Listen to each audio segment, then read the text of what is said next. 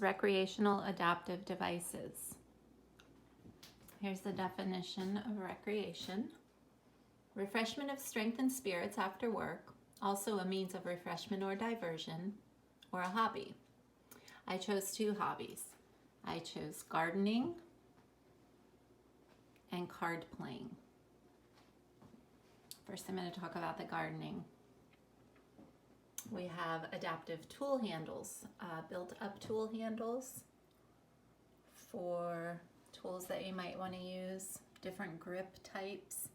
If you have weakness in your hands or wrists or arms, if you have arthritis, you don't want to grasp it too tight.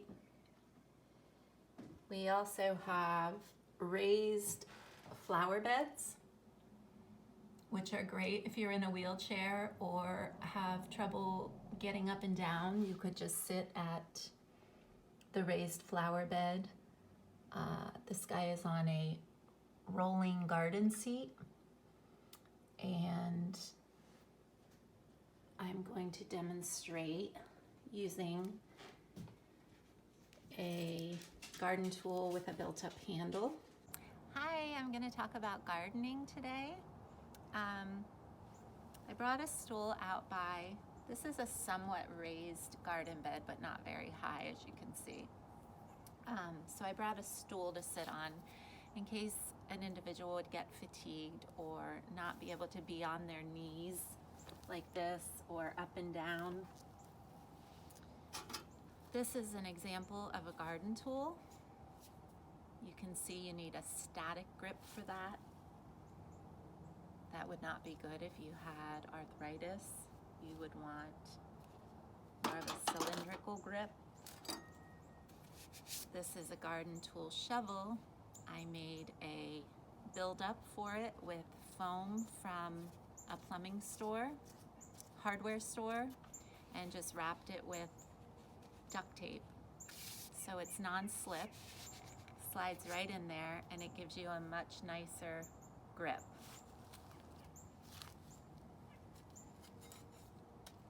As you can see.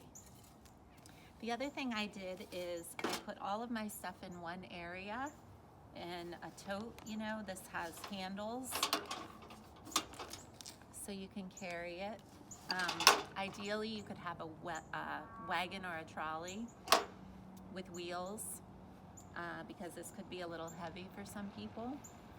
But again, having everything in one area and access to it so that you don't have to do much movement. If you have MS or something where you're getting fatigued easily or you're weak, that's a good idea. Thank you. This is the card playing portion of my project. There are two types of cards, standard size playing cards and jumbo. Some of the most common causes of vision loss among older generations of people are age-related macular degeneration, glaucoma, cataract, diabetic retinopathy. So if the vision isn't great, these jumbo cards are very helpful. I put an example of a standard size card and a jumbo card there as well. The playing cards, packs of playing cards are anywhere from $1. You can find them at Dollar Tree or dollar stores like that for $1 a pack. I saw some on Amazon for up to maybe $15. If they're fancy, or if the back part like this is a character or a special piece of art or something imprinted on there, they may be more expensive. But just for a basic playing card, they're relatively cheap, inexpensive, I should say. You can make card holders. There are several different types. There are handheld. This is a plastic one. They range from $2 to $40. There are some really fancy ones out there. This is just a plastic one. I also have a similar handheld. It's two pieces of, they're like a plastic mesh that you weave together, and the cards just get held in there. So those are nice. You can also make with any type of shoebox or other type of a box. You can slip the cards in if you put the box upside down.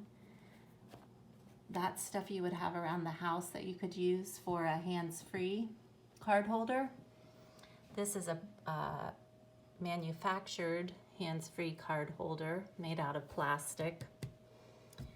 They range from anywhere from $5 to $12 for plastic. So there are all different types of those.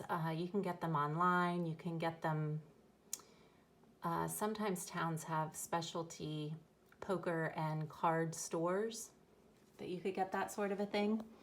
This is interesting. This is an electric hands-free card shuffler. And I don't have one to show, but I have a photo of one.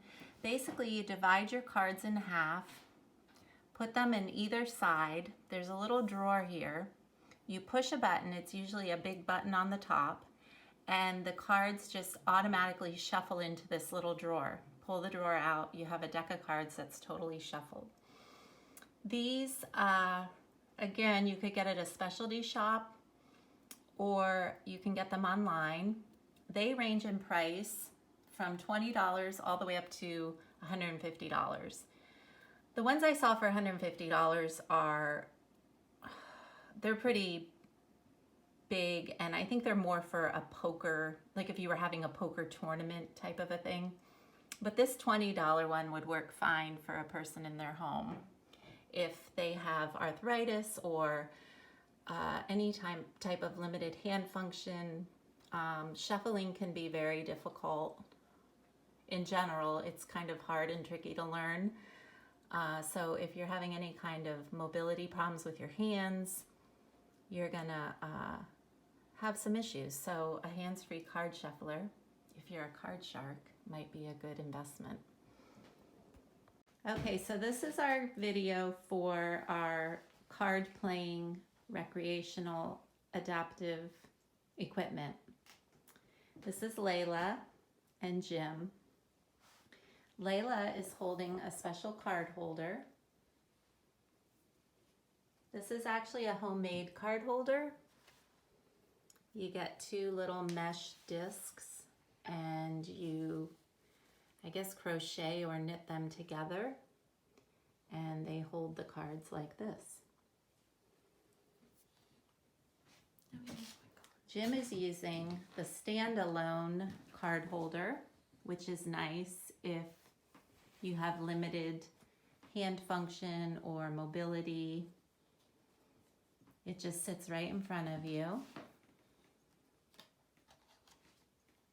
And you have both hands free. We're using a plate to pass the cards back and forth. It's easier than if the draw and discard piles were in the center of the table. The individual would have to reach for it, whereas on a plate, something as simple as a paper plate or a plastic plate that can move smoothly works really well, especially if you have a lot of people around the table. We just have 2. We are also using the jumbo cards as people get older and have vision issues. These are much nicer than the smaller, more standard size card. So I'll show you the difference. So any type of vision issue, macular degeneration, any type of vision problem, especially with aging, those are very helpful. Thanks, guys.